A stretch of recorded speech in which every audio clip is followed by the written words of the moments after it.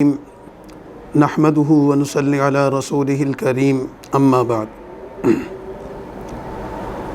رسول اللہ صلی اللہ علیہ وسلم کی سیرت طیبہ کا ایک اہم ترین پہلو یہ ہے کہ رسول اللہ صلی اللہ علیہ وسلم نے اپنے زیر اثر علاقوں میں جس تدبیر اور سیاست کے ساتھ انتظامی معاملات کو دیکھا اور اپنے زمانے کے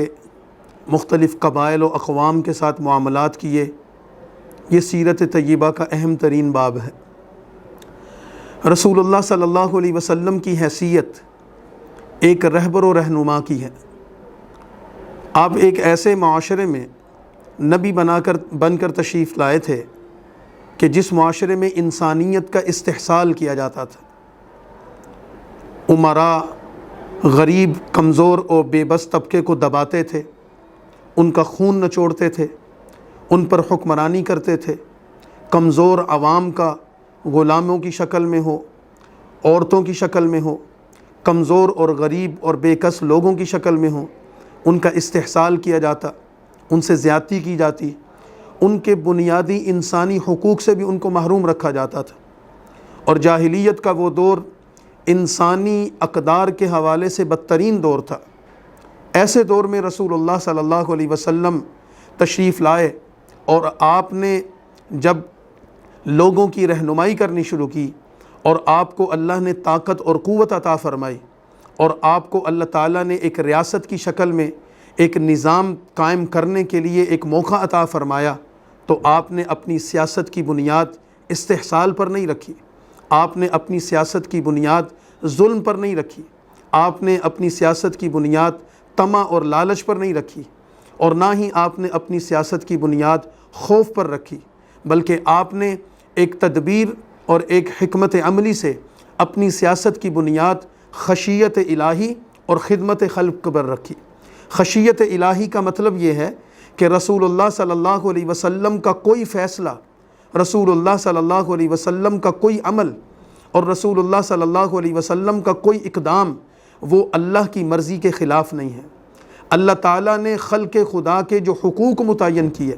اللہ تعالیٰ نے خلق خدا کی بہتری کے لیے جو قوانین رسول اللہ کو عطا فرمائے، رسول اللہ صلی اللہ علیہ وسلم نے اپنی ذات سے بالا تر ہو کر، اپنی پسند اور ناپسند سے بالا تر ہو کر، اصل میں اللہ تعالیٰ کی ذات پر بھروسہ کرتے ہوئے آپ نے لوگوں کے لیے ایسا نظام قائم کیا کہ جس کی بنیاد خوف خدا اور خشیت الہی تھی، تاکہ کوئی کسی کا استحصال نہ کر سکے، کوئی کسی کے ساتھ ظلم نہ کر سکے، کوئی کسی کے ساتھ زیادتی نہ کر سکے۔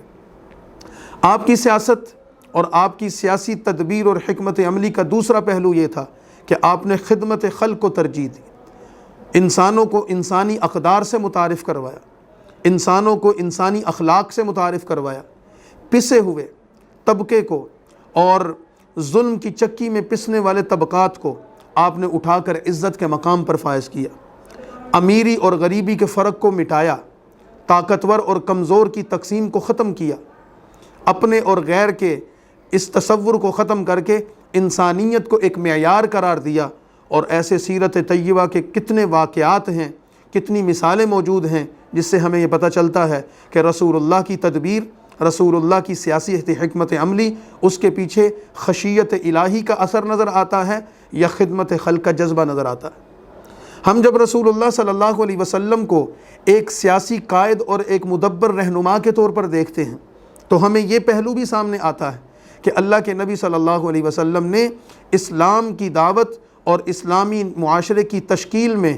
کردار ادا کرتے ہوئے جب افراد کو عزت و احترام سے نوازا، تو آپ نے کسی صاحب مرتبت، کسی صاحب حیثیت انسان کی جس کی معاشرے میں عزت اور مقام قائم تھا، آپ نے اس کی بے توقیری نہیں فرمائی، بلکہ وہ لوگ جو جاہلیت کے دور میں بھی عزت مند تھے، ان کو اسلام کی دعوت دے کر اسلام کے دائرے میں داخل کر کے بھی ان کو اسی عزت اور توقیر سے نوازا۔ جو لوگ جاہلیت کے دور میں بھی اپنی ایک عرفی حیثیت اور اپنا ایک مقام اور مرتبہ رکھتے تھے، رسول کریم صلی اللہ علیہ وسلم نے ان کو دائرہ اسلام میں داخل کر کے ان کو اپنے دین کی دعوت دینے کے بعد کہ جب انہوں نے قبول کر لی تو تب بھی اسی مقام، اسی مرتبے اور اسی عزت و احترام سے نوازا جو جاہلیت کے دور میں ان کی پہچان اور شناخت۔ رسول اللہ صلی اللہ علیہ وسلم کی تدبیر اور آپ کی سیاستی حکمت عملی کا ایک پہلو یہ بھی ہے کہ آپ نے ہمیشہ جنگ پر امن کو ترجیح دی ہے۔ جنگ رسول اللہ کی خواہش نہیں رہی، جنگ رسول اللہ صلی اللہ علیہ وسلم کی ترجیح نہیں رہی۔ آپ نے معاہدات کیے، آپ نے اپنے بدترین دشمنوں کے ساتھ معاہدات کیے۔ ایک ایسا معاشرہ مدینہ طیبہ کا کہ وہ لوگ جو رسول اللہ صلی اللہ علیہ وسلم سے ایک دشمنی رکھتے تھے، کینہ رکھتے تھے، منافقین کی ایک بڑی تعداد وہاں موجود تھی، یہود اور نصارہ کی ایک بڑی تعداد وہاں موجود تھی، اور جن کی دشمنی، جن کے کینہ پروری اور اسلام اور مسلمانوں سے جن کی نفرت، قرآن کی مختلف آیات اس پر گواہ ہیں۔ لیکن اللہ کے نبی صلی اللہ علیہ وسلم نے منافقین کے ساتھ بھی ایسا طرز عمل اختیار کیا کہ آپ کی مدبرانہ حکمت عملی کے نتیجے میں کبھی مسلمانوں اور منافقین کے درمیان تلوار نکالنے کی نوبت نہیں آئی۔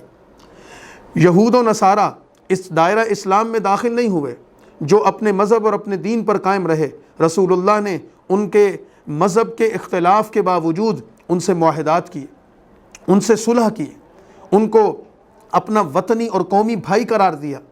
ان کے ساتھ مل کر مدینہ کی تعمیر و ترقی کے لیے مختلف تجاویز کو طے کیا، اور جب تک ان کی طرف سے معاہدات کی خلاف ورزی نہیں ہوئی، جب تک ان کی طرف سے طے شدہ امور کو خراب نہیں کیا گیا، جب تک ان کی طرف سے غداری اور بے وفائی کے معاملات پیش نہیں آئے، نبی کریم صلی اللہ علیہ وسلم نے ان کو مدینہ کی ریاست کے معاملات میں ترجیح دی، عزت دی اور احترام دیا۔ رسول اللہ صلی اللہ علیہ وسلم کی سیاست اور تدبیر اور حکمت عملی کا ایک پہلو امن تھا۔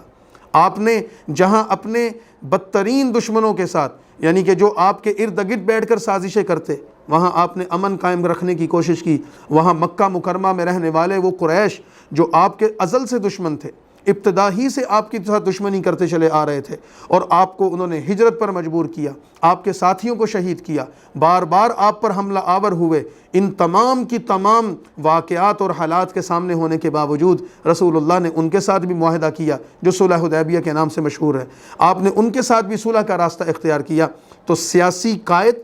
مدبر رہنما اور عوام اور قوم کی رہنمائی کا فریضہ سر انجام دینے والی قیادت کو چاہیے کہ وہ رسول اللہ صلی اللہ علیہ وسلم کی سیرت طیبہ کے اس پہلو پر کہ آپ نے امن کو کیسے ترجیح دی، جنگ کو کیسے پیچھے کیا، آپ نے معاہدات کو کیسے قائم کیا، آپ نے امن اور سکون کو قائم رکھنے کے لیے، خلق خدا کی خدمت کے لیے خشیت الہی کو بنیاد بنا کر جو فیصلے کیے، ان فیصلوں کو ہم اپنے لیے معیار سمجھ کر اگر اپنی قومی اور سیاسی اور ملی زندگی میں رہنمائی حاصل کریں گے تو انشاءاللہ العزیز دنیا میں ترقی پائیں گے اور فوائد حاصل کریں گے۔ اللہ ہمیں عمل کی توفیق عطا فرمائے۔ وآخر دعوانا ان الحمد للہ رب العالمین۔